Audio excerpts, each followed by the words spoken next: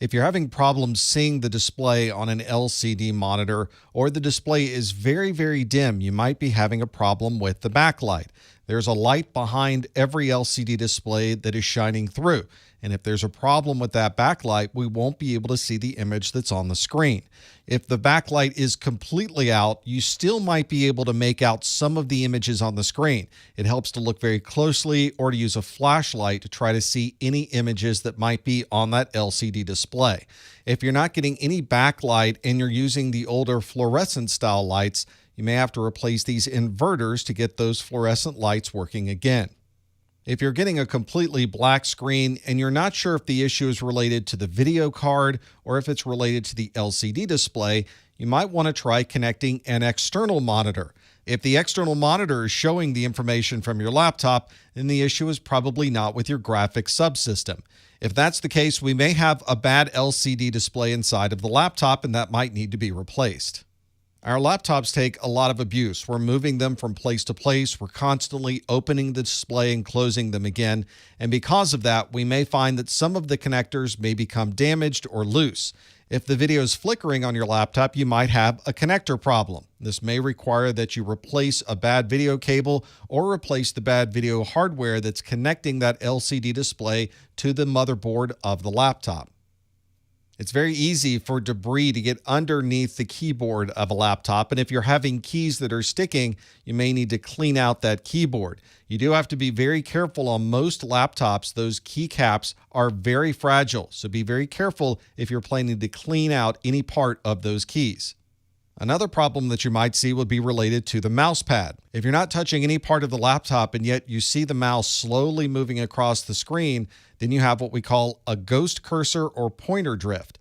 And this is caused when there are issues with the mouse pad itself, causing the cursor to bounce around the screen or to move without you providing any input.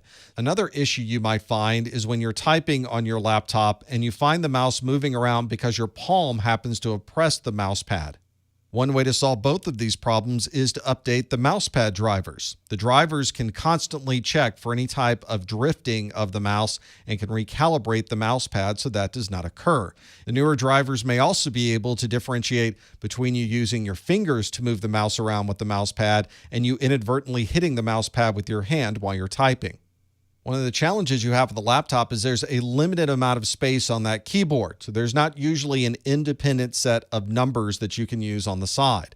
In those cases, the laptop may have a certain grouping of keys that are doubling both as letters and numbers. And if you inadvertently turn on the num lock, you may find that instead of typing letters, you're suddenly typing numbers. If you look closely at this keyboard, you'll see there is a num lock key at the upper right. You'll also notice there are a number of keys that have a letter and a smaller number that is listed here in a blue color. With the num lock selected, whenever you press those particular keys, you'll have a number that appears instead of the letter. You can choose to type these numbers by holding down the function key and pressing the number, or you can press num lock and then you don't have to hold down that function key. But you have to remember to press the num lock again to turn it off so that you can go back to typing letters. There are many different antennas inside of your computer, and they're usually running around the top of your LCD display since that tends to be the highest point whenever you're using your laptop. You may see a number of different antenna wires inside of your computer. You might see Wi-Fi main, Wi-Fi auxiliary, Bluetooth, and others. When you're working inside of your laptop, it's very easy to accidentally disconnect one or more of those antenna wires. So if you're working inside of your laptop, even on something that may not be related to any of these antennas, make sure you check those connectors before closing up your laptop. If you do close everything up and there's a missing antenna wire, you'll see that there's no signal available on Bluetooth or no signal available on your Wi-Fi, and you'll have to go back into your laptop to reconnect all of those antenna wires. Here's a close-up of those very small antenna connectors on this Wi-Fi card, and you can see here are the antenna wires waiting to be installed onto that adapter. We rely on the batteries inside of our laptops to provide us with the mobility that we need when we're away from a power source. But if you're finding that the batteries are not holding the charge that they once did, that's because those batteries do lose capacity over time, and you will eventually need to replace those batteries. If the batteries aren't charging at all, it could be that the battery is having a problem, but it could also be that the charging hardware inside of your laptop could be the problem. You may want to try charging that battery in an identical laptop to see if the problem is related to the battery or if it's related to the charging subsystem in your laptop. If you're connected to an external power source with your laptop's power supply and you're still getting no response from the laptop, then you may want to grab a multimeter. This will allow you to check the AC power on the outlet to see if you're getting the proper amount of power. And you can also check the DC power on the other side to see if it's providing the laptop with the proper voltage as well. It might also be that the laptop is hung and needs to be reset. In some laptops, there's no way to remove the batteries inside of the laptop, so usually you would hold down the power button for a certain amount of time, or there might be a set of keystrokes on the laptop that provides a hardware reset. You should check the documentation of your laptop to find out which you should use to be able to reset that laptop. If you're used to only using the internal LCD display on your laptop, connecting to an external display can sometimes be confusing.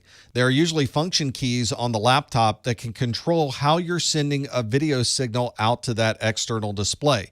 Usually it allows you to cycle through different configurations. You may have one configuration where you're only displaying the video on the laptop and not on the external display. The other option may be that you're duplicating or mirroring the image for both of those. You could also have your laptop on one display and you're extending that display to the external monitor, or it could be that you're only displaying this information on the external display. One very common way to force the video signal to go to the external display is to completely power off the laptop, connect the external display, and then power on the laptop. The default for many laptops is to automatically use the external display if it recognizes one during the boot up process. On one of my laptops, I have control of the external display with this F8 key, and you can see the blue function key for the CRT/LCD setting. So I would hold down the function key, press F8, and I would be able to cycle through all of those different settings for sending a video signal to an external display.